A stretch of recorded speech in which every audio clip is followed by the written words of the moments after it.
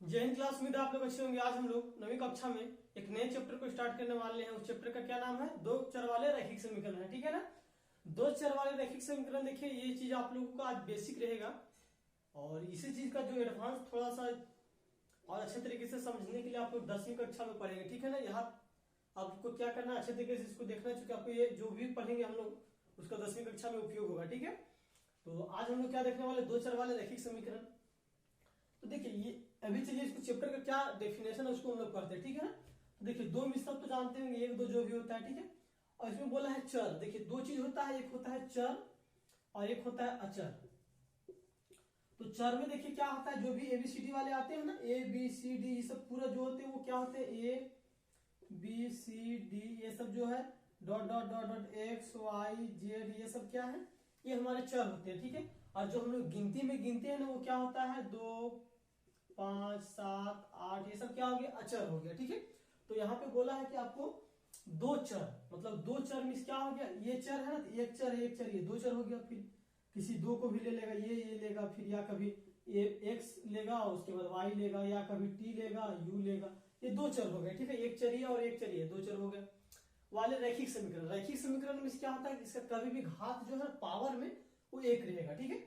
मतलब देखिए जहां पे एक है ना, यहाँ पे एक्स है, इसका पावर में एक है, तो ये हमारा रैखिक के ही अंतर्गत आएगा। ठीक है। लेकिन इसमें बोला है दो चर, तो इसमें एक और हम लोग कोई दूसरा ले लेते हैं चर वाले को, तो इसमें ले लेते हैं हम लोग क्या, जेड।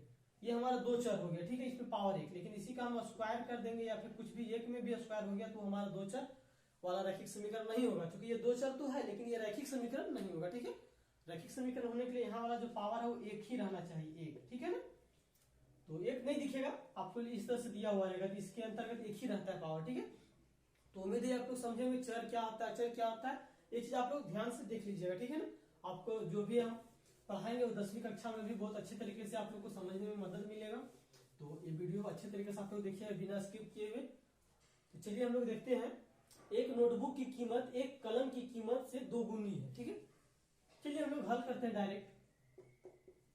माना नोटबुक है, ठीक है ना, नोटबुक का कीमत क्या हम लोग मानते हैं, एक्स मानते हैं। ठीक है।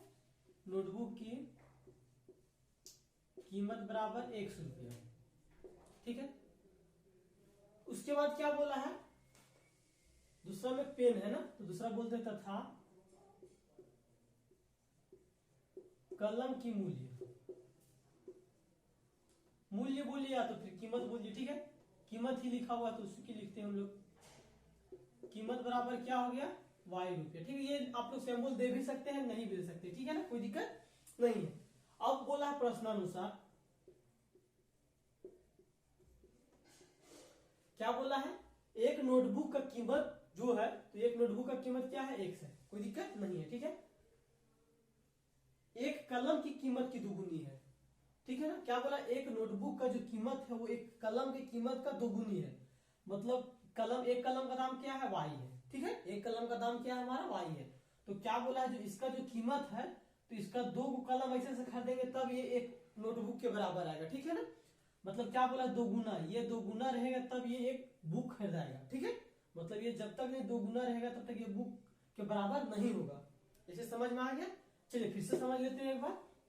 क्या बोला है, जो एक कॉपी है वो दो कलम के बराबर है, वही चीज बोला। ठीक है। इसका दो गुना है तो मतलब दो कलम के बराबर है। ठीक है। ये दोनों क्या है, आपस में बराबर है, कोई दिक्कत नहीं होनी चाहिए।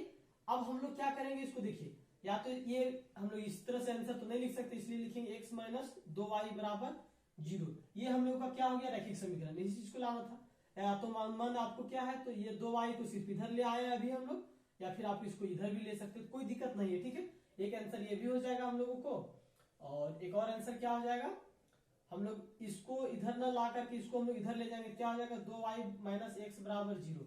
तो ये भी आंसर में लिख सकते हैं आप लोग, ये भी लिख सकते हैं, दोनों में से कुछ भी लिख सकते हैं। ठीक है ना। तो उम्मीद है देखिए हम लोग काफी आसान तरीके से देखें इसको हम लोग। और एक चीज आप लोग का है कि इन सभी क्वेश्चन को ऑब्जेक्टिव में भी पूछ सकता है, इसको आप लोग थोड़ा अच्छे तरीके से देखिएगा। ठीक है। अब देखते हैं हम लोग दूसरा नंबर में क्या है, तो इससे भी इजी लगेगा दूसरा नंबर। ठीक है ना। चलिए हम लोग उसको देखते हैं।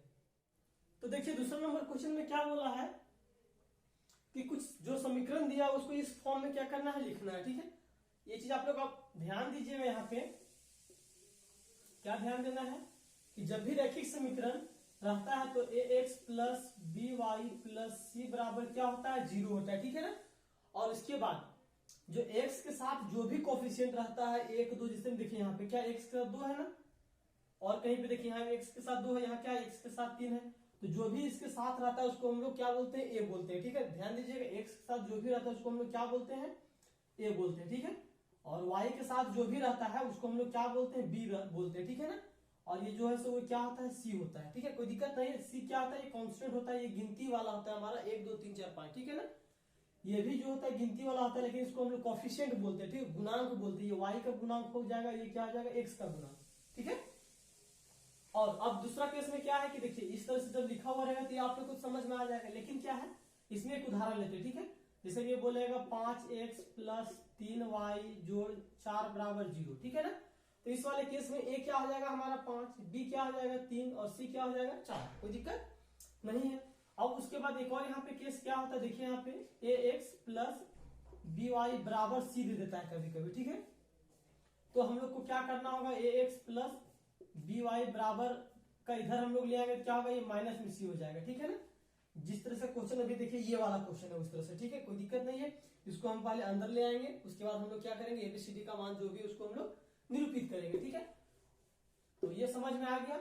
और उसके बाद कभी कभी क्या होता है कि मान ही नहीं देता, जिससे दे दिया ax plus 0y plus c बराबर 0, इस तरह से कभी कभी देता है, ठीक है। मतलब 0 मतलब कभी कभी क्या रहता है कि जो y का मान है वो कुछ भी नहीं रहता, इसलिए हम लोग इस तरह से लिखते हैं, तो ये हो जाएगा, इस तरह से हो जाएगा, ठीक है। जो कि ये समीकरण हमको कहाँ पे दिख रहा है बताइए आप लोग। तो इस वाले में देखिए y का मान नहीं दिया हुआ है ना, तो मतलब b का मान वहां पे क्या लेंगे हम लोग 0। जिसमें एग्जांपल में देख लीजिए यहाँ पे क्या हो जाएगा 5x प्लस 3, तो यहाँ क्या हो जाएगा b का मान 0, क्योंकि वहां y तो नहीं दिख रहा है ना, इसलिए क्या हो जाएगा b का मान 0 हो जाएगा, ठीक है। तो अब चलिए हम लोग देखते हैं क्वेश्चन को। इसमें क्या बोला है, ये इक्वेशन दिया हुआ, ठीक है। तो सबसे पहले हम लोग को क्या करना है, इस तरह से अरेंज करना है, कोई दिक्कत नहीं है। तो चलिए इसको हम लोग हल करते हैं। इसमें क्या हो जाएगा 2x प्लस 3y बराबर होगा, क्या होगा बताइए आप लोग। तो बराबर नहीं होगा, यहाँ क्या होगा माइनस होगा, ठीक है। और ये इधर आएगा क्या होगा 9.35 के ऊपर बार होगा बराबर 0, ठीक है। अब बोलिएगा सर ये क्या है, तो ये बार बार नंबर रिपीट हो जा रहा है, ठीक है ना, इसलिए उसके ऊपर बार, इसको जानना आप लोग को ज्यादा नहीं है अभी, तो इसको भी नहीं पढ़ते, ठीक है। बाकी बात हम लोग जो पुनरावृत्ति था या शांत आवृत्ति था उस वाले चैप्टर में हम लोग पढ़े थे, इस चीज को देखे थे, तो वो वहीं से आया है, ठीक है ना। अब देखिए यहाँ पे a बराबर क्या है बताइए, तो a बराबर 2 है, b बराबर क्या है, तो y के साथ कौन है 3 है, तो 3 है, और c बराबर क्या है, तो ये है, तो क्या है माइनस 9.35, ठीक है ना, कोई दिक्कत नहीं है। अब बोलिएगा सर ऑब्जेक्टिव आयत कैसे देखेंगे, एबीसीडी का मान देखिए ये दिख रहा है ना, बराबर किधर है, मतलब ये c क्या है अंदर ले आएंगे, मतलब ये माइनस में होगा, जैसे डायरेक्ट इसको लिखना है आंसर में a बराबर 2 b बराबर 3 और c बराबर माइनस में लिख देंगे इसको, ठीक है, जो बाहर रहेगा। तो अब इस वाले क्वेश्चन में देखिए, तो यहाँ पे डायरेक्ट पता चल रहा है ना, क्या पता चल रहा है, देखिए x माइनस 1/5 गुने y है, क्या है यहाँ पे 1/5 गुने y माइनस 10 बराबर 0 है, ठीक है। अब इसके साथ कुछ नहीं है तो एक रहता है गुना में ना, यहाँ क्या हो जाएगा a बराबर 1 हो जाएगा, b बराबर माइनस 1/5 हो जाएगा, और c बराबर क्या हो जाएगा माइनस 10, ठीक है। उसी तरह से इसमें देखते हैं, तो हम क्या बोले थे अभी, हम जस्ट उदाहरण लेने से पहले इसको हम लोग एक बार अंदर ले आते हैं, तो ये जाएगा -6 बराबर 0, ठीक है। तो यहाँ पे a बराबर हो जाएगा -2, b बराबर जो है y के साथ क्या है 3 है, और c बराबर क्या हो जाएगा -6, ठीक है। आप लोग यहाँ से भी लिख सकते हैं डायरेक्ट में, बराबर का इधर है तो क्या करना है हम लोग इसको माइनस में ले लेना है, ठीक है ना, ये समझ में आ गया। अब देखते हैं हम लोग चौथा नंबर क्वेश्चन को। तो देखिए चौथा नंबर क्वेश्चन में क्या है, इस तरह से दिया हुआ है, ठीक है। तो आपको या तो इसको इधर ले आना है या तो फिर इसको इधर ले आना है, ठीक है ना, आपकी पूरी तरह से स्वतंत्र है। तो देखिए हम लोग इसको इधर ले आते हैं, x माइनस 3y बराबर 0, देखिए यहाँ पे c का मान दिया हुआ है नहीं ना, तो c बराबर क्या लेंगे 0, तो इसको हम लोग क्या लिख सकते हैं x माइनस 3y प्लस 0 बराबर 0, ठीक है, या फिर 0c भी लिख दो कोई दिक्कत नहीं है, इसलिए हम लोग क्या लिखेंगे 0। तो a बराबर क्या हो जाएगा 1, b बराबर हम लोग का देखिए 3 और c बराबर क्या हो जाएगा 0, ठीक है। अब इस वाले केस में देखिए क्या करना है, इसको हम लोग एक साइड ले आते हैं, तो ये हो जाएगा 2x, माइनस में है तो ये प्लस हो जाएगा 5y प्लस 0 बराबर 0, ठीक है। चूंकि यहाँ c का मान कुछ भी नहीं है, ठीक है ना, आप 0 लिख भी सकते हैं और नहीं भी लिख सकते हैं। तो यहाँ देखिए a बराबर क्या हो जाएगा हम लोगों का 2 हो जाएगा, बी बराबर क्या हो जाएगा 5 और सी बराबर हम लोगों का 0 हो जाएगा। ठीक है, तो उम्मीद करते हैं यहाँ तक आप लोगों को कहीं दिक्कत नहीं हुई होगी। ठीक है ना, अब देखते हैं हम लोग इस वाले क्वेश्चन में। इसमें देखिए तो y का मान दिया हुआ है नहीं ना, तो हम लोग लिख लेते हैं 3x प्लस 0y प्लस 2 बराबर 0। ठीक है, अब हम लोग क्या लिखेंगे, a बराबर 3 है, b बराबर 0 है और c बराबर क्या है 2 है।